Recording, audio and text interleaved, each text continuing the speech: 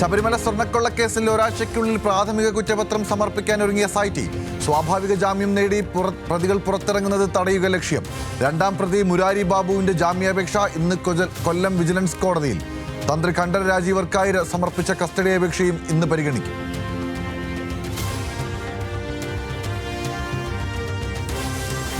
നിയമസഭയിൽ ഗവർണറുടെ നയപ്രഖ്യാപനത്തിനുമേൽ നന്ദിപ്രമേയ ചർച്ചയ്ക്ക് ഇന്ന് തുടക്കം. TP രാമകൃഷ്ണൻ പ്രമേയം അവതരിപ്പിക്കും. സഭയിൽ ശബരിമല സ്വർണ്ണക്കൊള്ള വീണ്ടും ഉന്നയിക്കാൻ പ്രതിപക്ഷ നീക്കം.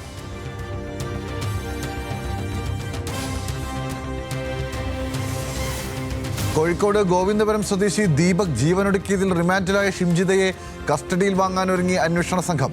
കൂടുതൽ ഡിജിറ്റൽ തെളിവുകൾ കണ്ടെത്താൻ പോലീസ് നീക്കം. ജാമ്യം തേടി ഷിംജിത ഇന്ന് കോടതിയെ സമീപിച്ചേക്കും.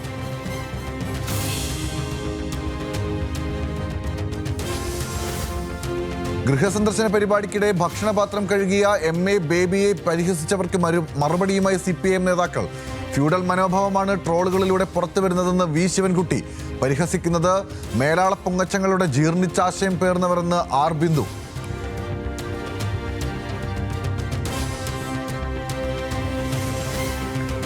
കണ്ണൂർ തയ്യിൽ 1.5 വയസ്സുകാരനെ കടലിലെറിഞ്ഞു കൊന്ന കേസിൽ അമ്മ ശരണ്യയുടെ ശിക്ഷാവിധി ഇന്ന്.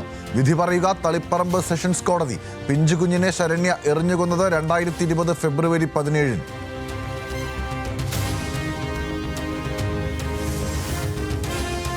പ്രധാനമന്ത്രി നരേന്ദ്രമോദി നാളെ തിരുവനന്തപുരത്ത്. പുത്തരിക്കണ്ടം മൈതാനിയിൽ 2 പരിപാടികളിൽ മോദി പങ്കെടുക്കും.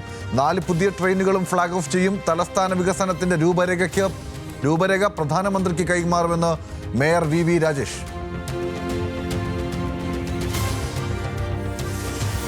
ഗ്രീൻലാൻഡ് വിഷയത്തിൽ യൂറോപ്യൻ രാജ്യങ്ങൾക്ക് പ്രഖ്യാപിച്ച തീരുവ പിൻവലിച്ച് ഡൊണാൾഡ് ട്രംപ്. തീരുമാനം NATO സെക്രട്ടറി ജനറലുമായുള്ള കൂടിക്കാഴ്ചയ്ക്ക് പിന്നാലെ.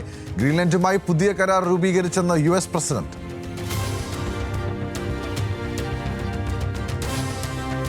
നാഗ്പൂർ 2020-ൽ ഇന്ത്യക്ക് തകർപ്പൻ ജയം. ന്യൂസിലൻഡിനെ 48 റൺസിന് തകർത്തു. 84 റൺസ് എടുത്ത അഭിഷേക് ശർമ്മ കളിയിലെ താരം.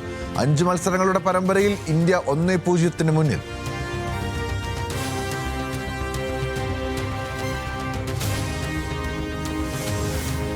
അസമിൽ നടക്കുന്ന സന്തോഷ് ട്രോഫി ഫുട്ബോളിൽ കേരളം ഇന്നിറങ്ങും. ആദ്യ മത്സരത്തിൽ പഞ്ചാബ് എതിരാളികൾ.